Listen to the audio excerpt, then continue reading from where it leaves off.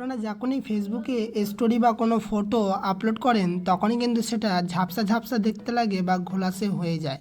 ঠিক আছে, সেটা আপনারা কীভাবে ঠিক করবেন আজকের আমি দেখাবো আপনারা কিভাবে এইটা ঠিক করতে পারবেন।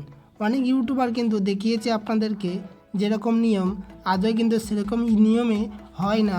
আমি যেসব ইউটিউবারের এইসব কাজ করেছে তাদের নামগুলো আমি উল্লেখ করব না।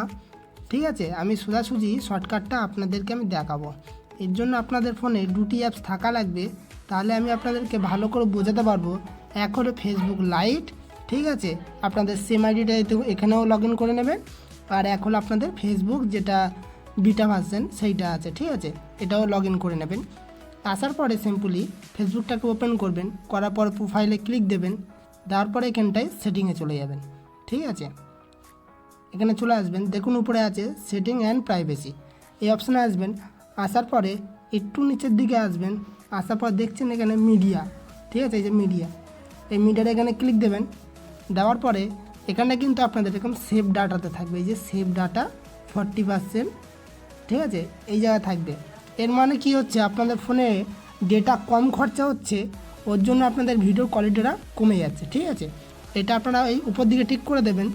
দেওয়ার পরে আপনাদের এখানে কিন্তু এই টিকটা এরকম জায়গায় থাকবে যে one mobile data and wifi এখানে থাকবে। ঠিক আছে, আপনারা এখানে এই যে নেভার অটো প্লে ভিডিওতে ক্লিক দিয়ে দেবেন। ঠিক আছে, দেওয়ার পরে এখানে কাজ শেষ, এখান থেকে ব্যাক চলে আসবেন।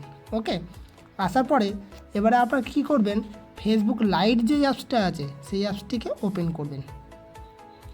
করার পরে এখানে ঠিক টাইম বলছি, বলার আগে আপনাদের একটি কথা বলতে চাই, যারা আমার এই চ্যানেলে নতুন তারা চ্যানেলটিকে সাবস্ক্রাইব করবেন।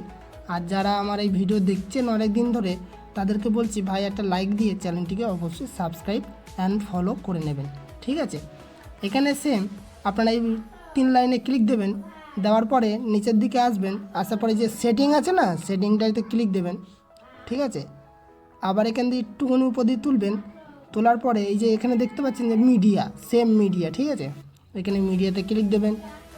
দেওয়ার পরে এই যে দেখুন এখানটায় হলো বড় একটা ব্যাপার, এই যে এখানে দেখুন সেভ ডাটা, ওখানে কিন্তু সেভ ডাটা ছিল না। এই দেখুন এখান থেকে কিন্তু আমি সেভ ডাটা সরিয়ে দিয়েছিলাম। আরেকবার দেখায়, এই যে মিডিয়া, এই দেখুন এখানে কিন্তু আমি সেভ ডাটা রাখিনি। ঠিক আছে, এখানে সেভ ডাটা থেকে অপটিমাইজে ক্লিক দিয়ে দিয়েছি। ঠিক আছে, এবার এখানে দেখুন ফেসবুকে এই যে লাইট, এইখানে কিন্তু সেভ ডাটাতে ক্লিক রয়েছে, এর জন্য কিন্তু আপনাদের ভিডিও কোয়ালিটি কমে যাচ্ছে। এখান থেকে সেভ ডাটাটাকে অফ করবেন। করার পরে এই দেখুন কোয়ালিটি, এখানে ফটো অ্যান্ড ভিডিও কোয়ালিটি এখানে কিন্তু লো সিলেক্ট করা, এটাকে আপনারা সবসময় হাই করে দেবেন। ওকে, হাই করার পরে এখানে অপটিমাইজে ক্লিক থাকবে, এই যে অপটিমাইজ, এখানে ক্লিক করে দেবেন। দেওয়ার পরে নিচে দেখুন আবার আছে অটো প্লে, ঠিক আছে, এখান থেকে নেভার অটো প্লে ভিডিওতে ক্লিক দিয়ে দেবেন।